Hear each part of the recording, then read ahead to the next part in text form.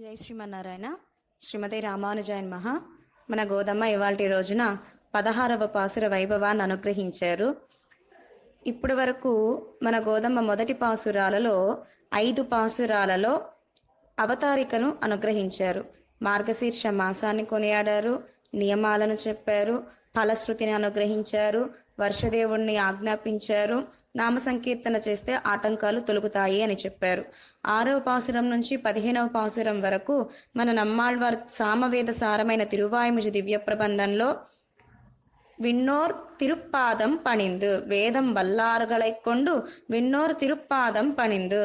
శ్రీమన్నారాయణుని ఆశ్రయించాలి అంటే భాగవతోత్తముల పురుషకారంగా, వేదార్థ జ్ఞానము దివ్య ప్రబంధ జ్ఞానం తెలిసిన వారి పురుషకారంగా, విన్నోర్గల్ అంటే అనంతన్, ఆదిశేషన్, సేన మొదలయ్యార్, విశ్వక్సేనర్, గరుడాళ్వార్ల పురుషకారంగా, తాయార్ల పురుషకారంగా, శ్రీ మహాలక్ష్మి పురుషకారంగా పెరుమాళ్లను ఆశ్రయించాలి అని.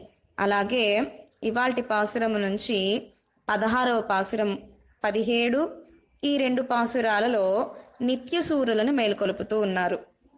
18, 19, 20 పాసురాలలో తాయార్ల వైభవాన్ని అనుగ్రహిస్తున్నారు. అంటే నప్పిన్న పిరాటి వైభవాన్ని అనుగ్రహిస్తున్నారు మన గోదమ్మ గారు. ఇక 16వ పాసురమైన ఇవాల్టి పాసురంలో ఎవరిని ముందుంచుకుని కண்ணం దగ్గరకు వెళుతున్నారు తెలుసుకుందాం. நாயகனாய் நந்தகோபனுடைய கோயில் காப்பானே, கொடித்தோன்னும் தோரணவாசல் காப்பானே, மணிக்கதவம் தாழ் திறவாய், ஆயர் சிறுமியரோமுக்கு அரைப்பறை மாயன் மணிவண்ணன் நென்னலேவாய் நேர்ந்தான், தூயோமாய் வந்தோம் துயிலெழப்பாடுவான், வாயால் முன்னம் முன்னம் மாத்தாதே అమ్మా, నీ నేస నిలై కదవం నీకేలోర్ ఎంబావాయ్ అని ఇవాల్టి పాసురాన్ని అనుగ్రహించారు మన గోదమ్మ గారు.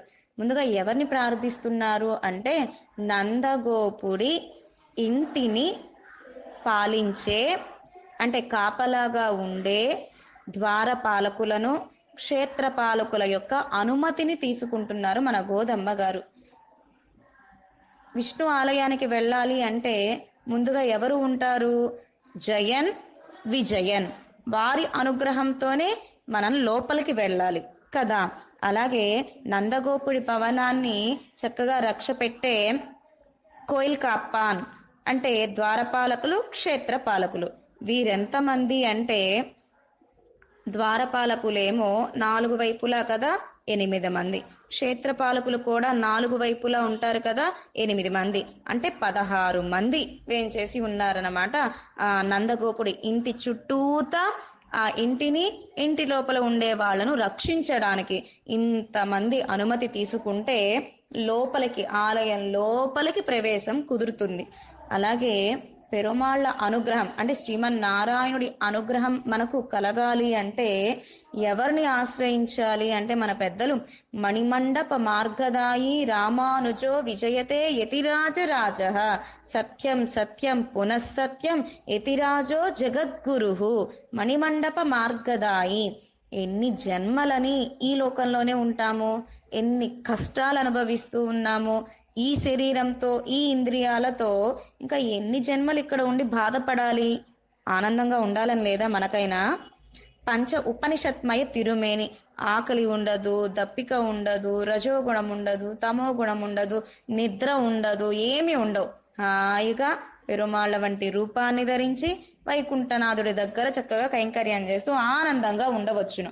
ఆ లోకానికి వెళ్ళాలని లేదా మనెవరికి? వెళ్ళాలి అంటే ఎవరిని ఆశ్రయించాలి? స్వామి అనుగ్రహం మనకు పరిపూర్ణంగా లభించాలి అంటే ఎవరిని ఆశ్రయించాలి? ఆచార్యులని ఆశ్రయించాలి. కనుక ఆ ఆచార్యులు ఎవరు అంటే మన పెద్దలు చక్కటి సమాధానం చెప్పారు. సత్యం సత్యం పునఃసత్యం యతిరాజో జగద్గురు.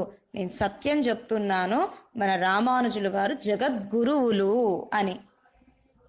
కనుక ఆ రామానుజ, యతిరాజ, భాష్యకారర్, ఉడయవర్, ఎంబెరుమానార్ ఇలా అనేక నామాలు కలిగిన ఉన్న ఆ రామానుజుల వారే మనకు రక్షకం. ఆ రామానుజ అనుగ్రహంతోనే స్వామిని ఆశ్రయించాలి. అధికారముండేల్ అరంగరిరంగారో అధికారమిల్లాదార్కన్నో ఎతిరాసా నీ ఇరుంగ వేండువదు నీயும் అధికారిகளுக்கே ఇరంగిల్ ఎన్ செய்வோம்யாం అని మణవాళ మామునిகள் ఆర్తి ప్రబంధంలో అనుగ్రహించారు. అధికారం ఉందా లేదా అని చూస్తాట పరమాత్మ రక్షించేటప్పుడు. అసలు ఆచార్యులు ఏ అధికారాన్ని చూడరట. ఆశ ఉన్నదా, ప్రేమ ఉన్నదా, ఆర్తి ఉందా, అయితే రండి లోపలికి అంటారట ఆచార్యులు. కనుక అధికారాన్ని చూస్తాడు పరమాత్మ, అధికారాన్ని చూడకుండా మనల్ని అనుగ్రహించేవారు ఆచార్యులు. పరమాత్మ శస్త్రపాణి అంటే కృష్ణయ్యగా అవతరించినప్పుడు వేలాయుధాన్ని ధరించాడు, రామచంద్రుడిగా అవతరించినప్పుడు ధనస్సుని ధరించాడు. అదేవిధంగా మన పరశురామ ఆళ్వాన్ అవతారంలో పరశు అనే ఆయుధాన్ని ధరించారు. కనుక శస్త్రపాణి పరమాత్మ అయితే శాస్త్రపాణి మన ఆచార్యులు. శాస్త్రంతోనే మనల్ని రక్షిస్తారట ఆచార్యులు. అటువంటి ఆచార్యుల మూలంగానే పరమాత్మను ఆశ్రయించాలి. పరమాత్మ మనల్ని ఎలా స్వీకరిస్తాడు? ఆచార్య మూలంగానే మనల్ని స్వీకరిస్తాడట. ఉదాహరణ విభీషణ ఆళ్వాన్. విభీషణుడు వెళ్ళాడు తిరుప్పుల్లాని సముద్రపు ఒడ్డుకి, లంకను విడిచిపెట్టి రావణాసురుడిని విడిచిపెట్టి నేరుగా రామచంద్రుడి దగ్గరకు వెళ్ళాడా? వెళ్ళలా. ఎవరి మూలంగా ఆశ్రయించాడు? వానరులందరి మూలంగా రామచంద్రుని ఆశ్రయించాట విభీషణ ఆళ్వాన్. ఆ వానరుల మూలంగానే రామచంద్రుడు కూడా విభీషణుడిని స్వీకరించాట. కనుక మనము కూడా ఆ గురువు గారి యొక్క అనుగ్రహం ఉంటే శీఘ్రంగా పరమాత్మ మనల్ని రక్షిస్తాడు. కనుక ఇవాల్టి పాసురంలో నాయకనాయ నిన్న నందగోపనుడయ్య కోయిల్ కాప్పానే ఎవరిని ప్రార్థిస్తున్నారు? ముందుగా మన గోదమ్మ గారు అంటే నందగోపుడి ఇంటిని కాపాడే ద్వారపాలకులని ప్రార్థిస్తున్నారు మన గోదమ్మ గారు. ఎటువంటి ఇల్లు?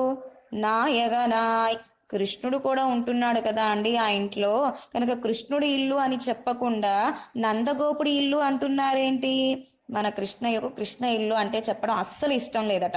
కానీ మనకెలా ఇష్టమో నాన్నగారి ఇల్లు అని చెప్పుకోవడమే ఉత్తమం. కానీ మనం ఎలా చెప్పుకుంటాం? మా ఇంటికి రండి అని చెప్తాం. ఎవరిదో చెప్తాం? మన నాన్నగారికే చెప్తాం, నాన్నగారు మా ఇంటికి రండి అని. కానీ మన కృష్ణయ్య కానివ్వండి, మన రామచంద్రుడికి కానీ అస్సలు ఇష్టమే లేదట. రాముడి ఇల్లు అన్న, కృష్ణుడి ఇల్లు అంటే నచ్చదట. ఎవరిల్లు అనాలి? దశరథుడి రాజ్యము అని చెబుతాడట రామచంద్రుడు. కృష్ణయ్య మా నాన్నగారి ఇల్లు అని చెబుతాడట కృష్ణయ్య. కనుక పెరుమాళ్ళకి ఇష్టంగా ఉండేలా మాట్లాడుతూ ఉన్నారన్నమాట మన గోదమ్మ గారు. మన రావణ సంహారం అయిన తర్వాత సీతమ్మతో కూడి రామచంద్రుడు అయోధ్యకు వెళుతూ ఉంటే, సీతే ఇదిగో నీకోసమే ఇక్కడ వారధి కట్టాను, సీతే నీకోసమే కోతులతో సఖ్యం, వానరులతో స్నేహము చేస్తా, కిష్కింద ఇదే. కనుక సీతే 14,000 కరదూషణాదుల్ని సంహరించిన ప్రదేశం ఇదే, సీతే అంటే అన్ని చెప్తూ ఉన్నట్ట రామచంద్రుడు సీతమ్మతో. ఆ అయోధ్య దగ్గరకు వచ్చేటప్పుడు సీత మన రాజ్యం రాబోతోంది అనలేదట. అప్పుడే దశరథుడు స్వర్గస్థుడై చాలా సంవత్సరాలైంది. కానీ మా నాన్నగారి పరిపాలించే అయోధ్య పట్టణం వస్తోంది చూడు సీత అన్నట్ట రామచంద్రుడు. అలాగే మన కృష్ణయ్య కూడా కృష్ణుడి ఇల్లు అనడము కంటే నందగోపుడి భవనము అనడం ఇష్టమట కృష్ణయ్యకి. కనుక మన గోదమ్మ కృష్ణయ్య మనసు ఎరిగి మాట్లాడుతూ ఉన్నారు. అటువంటి నందగోపుడి ఇంటిని కాపలా కాచే నాయగనాయ్. ఇప్పుడు నాయకులు ఎవరట? నందగోపుడు నాయకుడు. కానీ ఇప్పుడు గోపికలకు ఎవరు నాయకుడు? ఆ నందగోపుడి ఇంటిని కాపలా కాచే వాళ్ళను ప్రార్థిస్తూ ఉన్నారు. కోయిల్ కాప్పానే అంటున్నారు. సరి ఆ నందగోపుడి భవనం ఎలా ఉంది? కొడితోన్నం తోరణ వాసల్ కాప్పానే. సరే ఈ కోయిల్ కాప్పానే అనుమతిచ్చారు ద్వారపాలకులు. లోపలికి వెళ్ళారు. లోపలికి వెళ్ళగానే ఆ భవనం ఎలా ఉంది అంటే అందమైన ధ్వజాలతో, చక్కటి ఆకుపచ్చ మామిడి తోరణాలతో చక్కగా ముగ్గులు పెట్టి ఆ నందగోపుడి భవనము అలంకారమై ఉందట. ఇప్పుడు కొత్తగా మామిడి తోరణాలు ధ్వజాలు ఎలా ఉన్నాయి, ఎలా వచ్చినాయి నందగోపుడి భవనానికి అంటే కృష్ణయ్య కావాలని కట్టించాట. గోకులంలో అందరి భవనాలు మణులతోనే నిర్మించబడినవి. కనుక అన్ని భవనాలు ఒకేలా ఉంటే రాత్రిపూట 3 గంటలు ఆ సమయంలో గోపికలందరూ కృష్ణయ్య దగ్గరకు వెళ్ళాలి అంటే చీకటిలో ఇది కృష్ణుడి భవనము అని ఎలా తెలుస్తుంది నందగోపుడి భవనము అని? తోరణాలు, చక్కగా ముగ్గులు, అదే విధంగా ధ్వజాలు కనిపిస్తేనే కదా ఇది నందగోప భవనము అని తెలిసేది. కనుక కొడితోన్ను తోరణ వాసల్ కాపానే, కనుక ఆ ధ్వజాలను తోరణాలను సేవించి ఓ ఇదే మన నందగోప భవనము అనుకుని వెళుతూ ఉన్నారు. ఆ కృష్ణయ్య వరకు వెళ్లాల్సిన అవసరం లేదు అందం చూడాలి అంటే. ఆ తోరణాలను, ఆ ముగ్గులను, ధ్వజాలను, తలుపులను సేవిస్తే చాలట, అంత అందంగా ఉన్నాయట నందగోపుడి యొక్క భవనానికి ఉండే ధ్వజాలు, తోరణాలు, ఆ తలుపులు కూడా అంత అందంగా ఉన్నాయి. ఆ తలుపుల దగ్గర కాపలా కాచే, రక్షను కాచే వాసల్ కాపానే రెండవ ద్వారం అన్నమాట. ఇప్పుడు ఆ రెండవ ద్వారము దగ్గర ఉండే వాళ్లను ప్రార్థిస్తున్నారు మన గోదమ్మ గారు. మణి కదవం తాళ్ తిరవాయ్, తలుపులు తెరవండి, మేము లోపలికి వెళ్ళాలి, కృష్ణయ్యను మేలుకొలపాలి అని ప్రార్థిస్తూ ఉన్నారు మన గోదమ్మ గోష్ఠి ఆ రెండో వాసల దగ్గర ఉండే క్షేత్రపాలకులని. వెంటనే వాళ్ళన్నారు కదా, లేదు లేదు, అర్ధరాత్రి ఇంతమంది రావడము, ఇప్పుడు కృష్ణయ్య పడుకుని ఉన్నాడు, లేదు లేదు రేపు తెల్లారి రండి అన్నారట. అయినా ఇంతమందికి మేము లోపలికి అనుమతి ఇవ్వము అన్నారట. ఇదేమైనా అయోధ్య అనుకుంటున్నారా ఏమిటి ఇలా రావడానికి? ఇది గోకులం. అయోధ్య ఎటువంటిది అంటే కృతయుగానికి దగ్గర ఉండే త్రేతాయుగం కనుక గొప్పది, అందరూ మంచి వాళ్లే. కానీ ద్వాపరయుగం ఎటువంటిది? కలియుగానికి దగ్గర ఉండే ద్వాపరయుగం కనుక అందరూ బాధ పెట్టేవారే మా కృష్ణయ్యను. కనుక ఇప్పుడు లోపలికి అనుమతించడం కుదరదు. ఇంకా రామచంద్రుడి యొక్క తండ్రి గారు ఎవరు అంటే దశరథుడు. అంటే అర్థం ఏమిటి? 10 దిక్కులకి రథాన్ని చాలా నేర్పుగా, చాతుర్యంగా నడిపించేవాడట దశరథుడు. అందులో దేవతలకు ఏ కష్టం వచ్చినా రక్షించేవాడు దశరథుడు. సంబరాసుడిని సంహరించిన వాడు దశరథుడు. కనుక భుజబలము, బాగా పరాక్రమం కలిగిన వాడు దశరథుడు. అలాగే లక్ష్మణస్వామి, భరతుడు, శత్రుఘ్నుడు చూద్దామా అంటే ఒక్కొక్క తమ్ముడు 1,00,00,000 సైన్యం వంటి వారట రామచంద్రుడికి. ఇక అయోధ్యపుర వాసులు అందరూ కూడా రామ రామ రామ, రామ మంగళంగా ఉండాలి అంటూ 24 గంటలు రామయ్యకు మంగళం పాడేవారే అట అయోధ్యపుర వాసులు. ఇక మంత్రి చూద్దామంటే సుమంత్రుడు ఎంత బాగా రక్షిస్తూ ఉంటాడు దగ్గరగా ఉండి రామచంద్రుణ్ణి. కనుక అది అయోధ్య, ఇది గోకులం. నందగోపుడు ఎటువంటి వాడు అంటే చాలా సుకుమారుడు. నడిచేటప్పుడు కూడా గడ్డి మీద ఏమైనా క్రిమి కీటకాలు ఉన్నాయేమోనని పాదం వేసేటప్పుడు మెల్లగా వేస్తాట, అంత సుకుమారుడు మా నందగోపుడు. కనుక అటువంటి నందగోపుడికి పిల్లాడు మా కృష్ణయ్య, అంత సుకుమారుడు. అదేవిధంగా బలరాముడు, అక్కడ లక్ష్మణ భరత శత్రుఘ్నులు రక్షించడానికి ఉన్నారు రామచంద్రుని, కానీ బలరాముడిని చూస్తే ఎప్పుడు యుద్ధం వస్తే అప్పుడు తీర్థయాత్రలని తప్పించుకుంటాట బలరాముడు. కనుక ఇది రాక్షస మాయ. అక్కడ అందరూ రక్షించేవారే, చెట్టు, రాయి, రప్ప, పండు, పిచ్చుక, కాకి, సింగం, ఏనుగు అన్నీ రక్షించేవే రామచంద్రుడికి. కానీ ఇక్కడో దూడను చూస్తామంటే రాక్షసుడు, వెలగపండు చూద్దామంటే రాక్షసుడు, స్త్రీని చూద్దామంటే రాక్షసి, బండిని చూద్దామంటే రాక్షసుడు, గాలిని చూద్దామా అంటే రాక్షసుడు, పెద్ద మలైపాంబు, కొండల చిలువను చూద్దామా అంటే రాక్షసుడు దాంట్లో. కనుక అంత రాక్షసమాయ గోకులం. కనుక మిమ్మల్ని లోపలికి ప్రవేశింప చేయడం అనేదే లేదు. మేము ఎవరనుకుంటున్నాము ఓ క్షేత్రపాలకులారా, రాక్షసులం కాదు, గొల్లవాళ్లము అన్నారట. గొల్లామె పూతన గారాల కృష్ణయ్యకు ఆపద తీసుకురావడానికి కనుక పంపించను. సిరు మియరో ముక్కు, పూతన పెద్ద ఆమె కానీ మేము చిన్నవాళ్ళం. పూతన ఒంటరిగా వచ్చింది కానీ మేము 5 లక్షల మంది, కనుక అనుమతించండి అని ప్రార్థిస్తున్నారు మన గోదమ్మ గారు. ఆ క్షేత్ర పాలకులు రెండో గడప దగ్గర ఉండే కాపలా కాచే వాళ్ళని. అరై పరై, మాకు కృష్ణయ్య వస్తే బేరీ వాద్యం ఇస్తా అన్నాడు, కనుక ఆ బేరీ వాద్యం కోసం వస్తున్నాము అన్నారట. మాయన్ మణివண்ணన్ నిన్నలేవాయ్ నేందాన్, మాయన్ ఎటువంటి వాడు అంటే మన కృష్ణయ్య ఆశ్చర్య చేష్టితలు చేసేవాడు. మణివண்ணన్ అందం, నీలరత్నం వంటి సౌందర్యం కలిగినవాడు. కృష్ణ ఎటువంటి వాడు అంటే గోపికల్ని బాధ పెట్టేవాడు, వెన్న దొంగతనం చేసేవాడు, కుండల్ని పగలగొట్టేవాడు, గోపికల కోసమని అబద్ధపు మాటలు మాట్లాడేవాడు. తర్వాత రోజు కృష్ణయ్యను దూరంగా ఉంచవచ్చును కదా. కృష్ణయ్య ఎప్పుడు వస్తాడా, కృష్ణయ్యకు వెన్నముద్ద ఎప్పుడు పెడదామా, కృష్ణయ్య దివ్యమంగళ విగ్రహం ఎప్పుడు సేవిద్దామా అని పరితపించేవారే. ఎటువంటిది ఆయన సౌందర్యము అంటే, ఒక బాగా దాహం వేసిన వాడికి కుండ నీళ్లు లభిస్తే ఎంత ఆనందమో, ఆకలి వేసిన వాడికి కొంచెం అన్నం లభిస్తే వాడికి ఎంత ఆనందమో, అలాగే తాపంగా ఉండే మనకు, ఏమి తాపము, ఎండ తాపము కాదు, శరీర తాపం, ఇంద్రియాల తాపం, ప్రకృతి తాపం, విషయాంతరాల యందు తాపం, కష్టాలు, బాధలు, దుఃఖాలు, ఇంత తాపంలో ఉన్నాం. ఒక్కసారి మనం సన్నిధానానికి వెళ్ళి ఆ వెంకటేశ్వర స్వామి దివ్యమంగళ విగ్రహాన్ని సేవించగానే తాపం మొత్తం పోతుంది. మణివண்ணన్ అంత అందగాడట కనుక, నిన్నలేవాయ్ నేందాన్ కనుక మణివర్ణుడైన మాయన్ ఆశ్చర్య చేష్టతలు కలగలిగిన వాడైన కృష్ణయ్య మాకు నిన్ననే చెప్పాడు, మీరు రేపు తెల్లవారుజామున రండి, మీకు వాయిద్యం ఇస్తాను అని.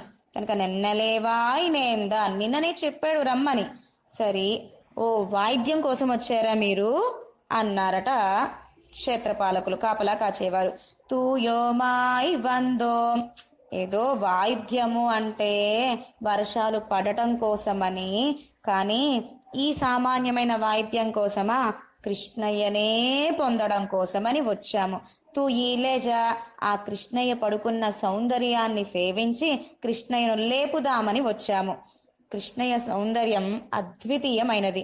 నుంచున్న కృష్ణుడే అందంగా ఉంటాడు, కూర్చున్న కృష్ణుడు అందంగా ఉంటాడు, పడుకున్న కృష్ణుడు ఇంకా ఇంకా అందంగా ఉంటాడట.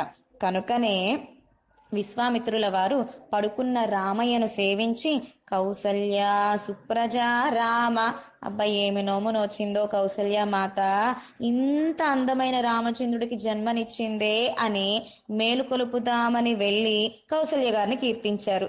అలాగే తుయిలజ పాడువాన్, కృష్ణయ్యను మేలుకొలుపుదామని వచ్చాము. వాయాల్ మున్నం మున్నం మాతాదే అమ్మ, మీరు మాటి మాటికి లోపలికి వెళ్ళడానికి వీల్లేదు, లోపలికి వెళ్ళడానికి వీల్లేదు అనకండి ఓ స్వాములారా. నీ నేసం నిలైకదవం, నీకు సరే మీరే తలుపులు తెరుచుకుని లోపలికి వెళ్ళండి అన్నారట. లేదు, మా అంతటా మేము తెరుచుకోం స్వామి, మీరు తెరిస్తే మీ అనుమతితో మేము లోపలికి వెళతాము అనగా, చక్కగా ఆ పాలకులు తలుపులను తెరిచారట, లోపలకు వెళ్ళారట 5 లక్షల మంది గోపికలతో మన గోదమ్మ గారు. కనుక ఇవాల్టి నామం ఏమిటి, మాయన్ మణివண்ணన్ అన్న నామాన్ని అనుగ్రహించారు మన గోదమ్మ గారు. நாயகனாய் நின்ன நந்த கோபனுடைய கோயில் காப்பானே, கொடித்தோன்னும் தோரண வாசல் காப்பானே, மணிக்கதவம் தாழ் திறவாய் ஆயர் சிறுமியரோ முக்கு, அரைப்பறை மாயன் மணிவண்ணன் நென்னலேவாய் நேர்ந்தான், தூயோமாய் வந்தோம் துயிலெழப்பாடுவான், வாயால் முன்னம் முன்னம் மாத்தாதே அம்மா, நீ நேசனிலை கதவம் நீக்கேலோரெம்பாவாய். ஆண்டாள் திவ்ய திருவடிகளே சரணம்.